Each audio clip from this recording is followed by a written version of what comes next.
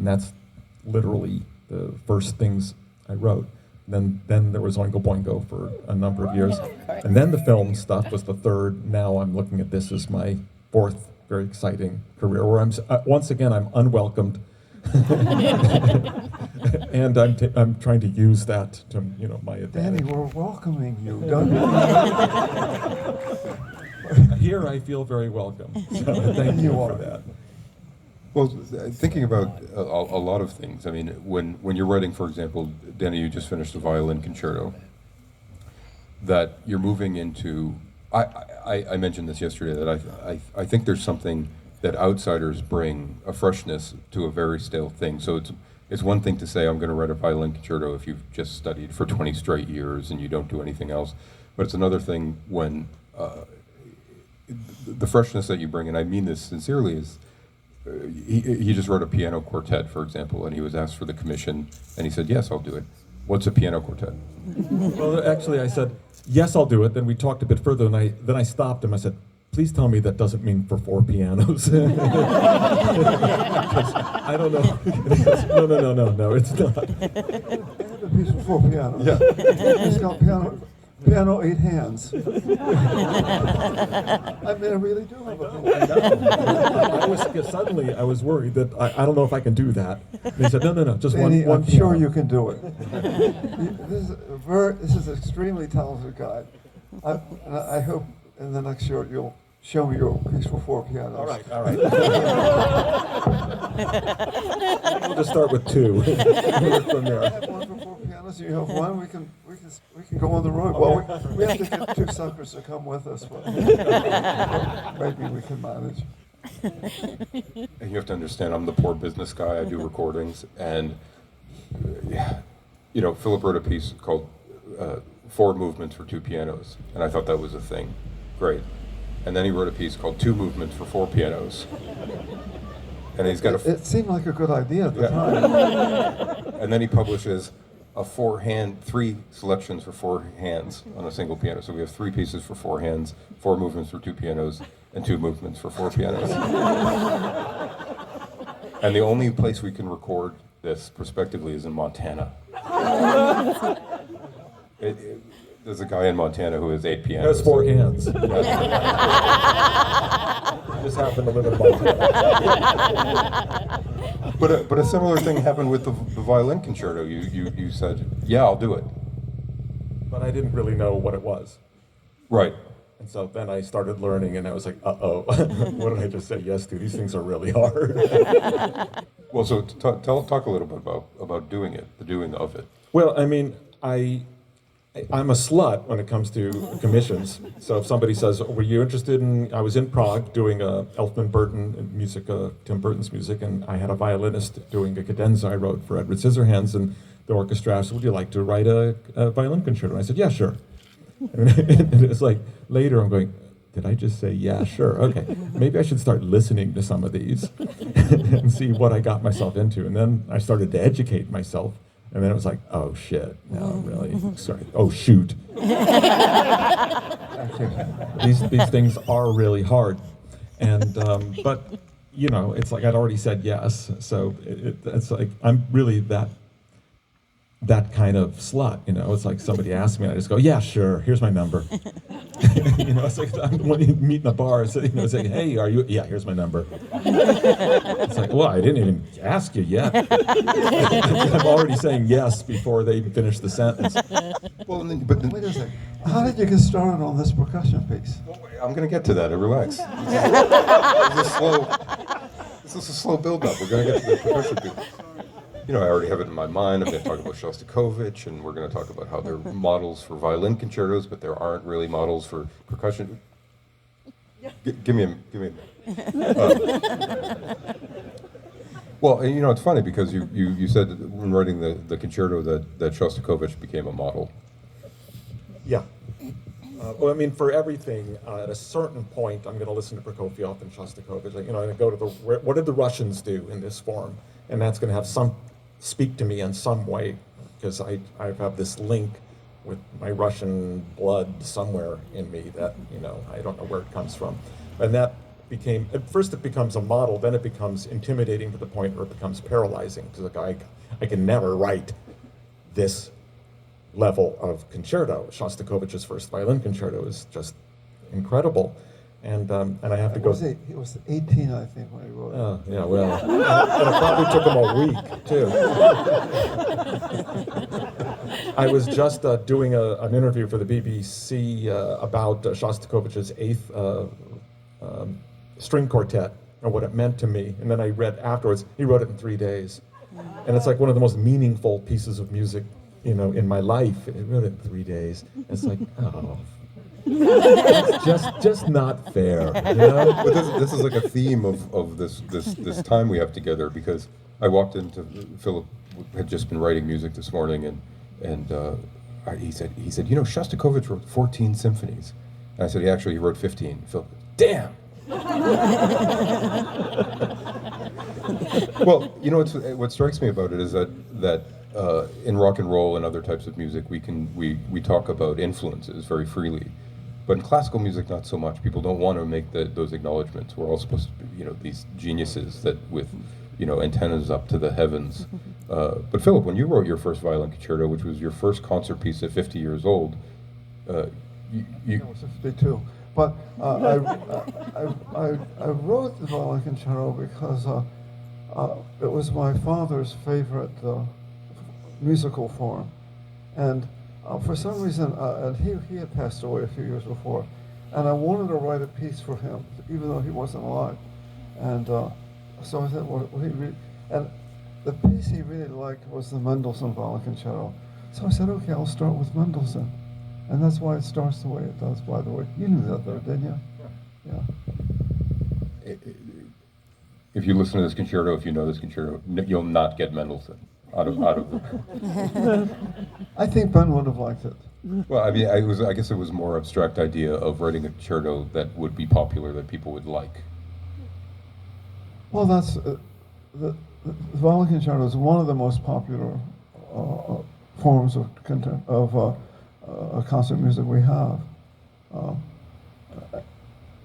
Well, so anyway, so we're moving on to talk about a percussion quartet.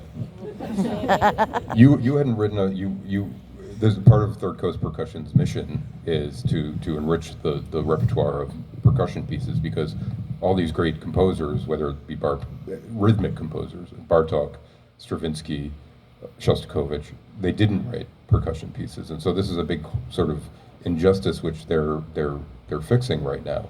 What was it like for you to approach it? Because I think it's different, obviously, from writing percussion music in a symphony. Or one of the things that's happened is that percussion ensembles are existing now, and this is one of the best ones. What you're hearing tonight, the Third Coast is one of the best ensembles like that. But I would say 20 or 30 years there weren't this many ensembles like that. So that's one thing that there's a lot of new music being written for them. Now, I had a slightly different orientation, because when I was as a kid, when I was at the Peabody, I could take on Saturdays I was able to take other lessons, and I signed up for the percussion class. So I was from a very young age. I got to know all the instruments, and I kind of forgot that I knew them, if you know what I mean. And when I first began writing concert music, I didn't use any percussion at all. And then when I got into the symphonic music, I said it was time to do the percussion. And to my surprise, in a way, I knew the instruments, I knew the ranges, I knew how they were hit, I knew, because I had done that as really almost as a child. The timpanist from the Baltimore Symphony Orchestra, his name was Mr. Hart. I still remember that guy. I love that guy. He, whoever came in on that Saturday morning, and he didn't have to be signed into the class. He would pass the instruments out, and we had an ensemble, and we played for the whole morning. I did that. So that was a wonderful way to learn about that. And then I forgot that I knew it, and I didn't write any percussion music until I was in my 40s. Isn't that strange? I don't write percussion music, so I couldn't say. Well, What about you, Dan? yeah, well, hey, Danny, you like to bang things. Percussion was kind of my first love.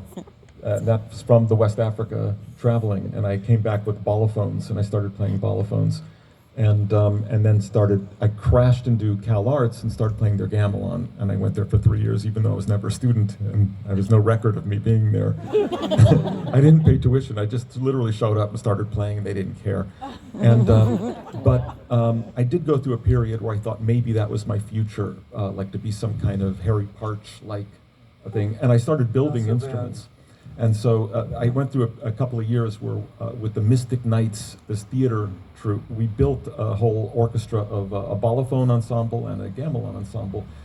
In the model of Lou Harrison had done a gamelan ensemble from steel pipes, and we did the same thing. And then I was grinding wood, and I was talking with the guys in the group today about my years of grinding rosewood to the point where I'd sneeze like a week later, and my Kleenex with rosewood still coming out of my sinuses. I mean, I was like covered in rosewood all the time. So I was grinding wood, and I loved building the stuff. And then I forgot about it, and then I was in a rock band, then film music. So, but my studio, if you saw it, is filled with vintage. I collect vintage tuned percussion.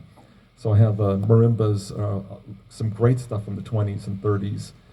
You know who Emil Richards, the percussionist, played with Harry Parch, and I got some of his original instruments, and I collected Did you some. ever play Parch's instruments?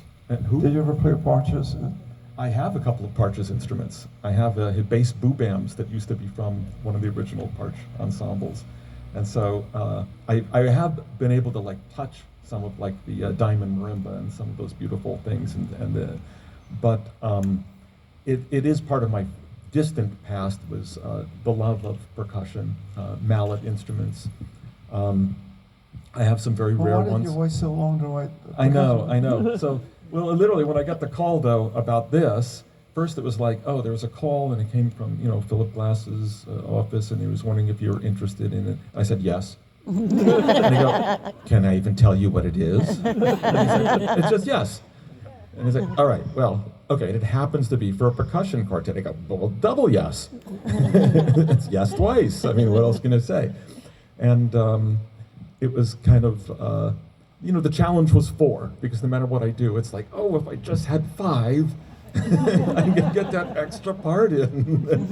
And so there's always, writing the piano quartet was to say, oh, if I only had a bass, if it was 5. But writing for the 4, it was just pleasure for me. It was just like pleasure. Well, and this is a 4-player. This is the sort of miracle of culture, I have to tell you, because 20 years ago, Danny, you did an audio commentary on the Planet of the Apes DVD, and I was one of these people who sits there and listens to composers' commentaries on DVDs. And you talked about doing all the tracking and your own percussion instruments, and it always stuck in my head that you had this trove of percussion instruments. And then the thing I actually thought at first we would do your new piano quartet, because Philip has a new piano quintet, and so basically, this thing was floating in my mind, and Philip said he wanted to invite Third Coast Percussion. I proposed this thing. The only date that would work, Danny's violin concerto is called 1111 because it's 1111. Elfman means 11 man, or 11th man, whatever. And this concert could only take place on this date of 10/10. So I said, percussion quartet 10/10. This is perfect. Yeah. Darn it! I should have made that the title. We proposed it. We proposed it. Danny's already established that he's a slut. And Third Coast was open to it, and they were playing in L.A. And I said, "Oh my God, they're playing in L.A. Danny can make it." And you were in London or something, and you flew back. And like 24 hours later, I got a selfie of, on Instagram of Danny with the guys. But it seems though people think that composers can do whatever they want, and it's really, when you start to think about it, when you're on this side, you start to see that life becomes a series of opportunities. Verdi wrote one string quartet because he had there were delays in rehearsals of Aida, and he had a month to kill in his hotel room, and he wrote a string quartet. But people think composers can do it. They're waiting to be asked. And so I'm really happy that we asked you for this one. I'm really happy that you asked also. So it all worked out well. Well, and Philip, I want to talk about your piece. It's called Perpetuum. What does Perpetuum mean? Well, it means it doesn't stop. Of course, it does stop. But I like the title so much, I kept it anyway. But it was the idea of, but in a way, the thing about percussion music, it never really stops. I mean, do you find yourself tapping and things? And, Yeah, constantly. yeah, that happens in our house all the time. So Percussuon really has to do with the medium, which is it's like the heartbeat. Well, and you say this piece is part of your new music, because you just wrote a piano sonata, and you said that the piano sonata represents a distillation of the ideas that you've been working on for a while. Talk a little bit about the process of writing this piece, because even the way it starts in a very simple way, and then by the end, it's just every ornamentation you can imagine. And that's just a trick of mine to start that way. It starts simple and I get complicated. I mean, you can do it the other way around. But it works better this way.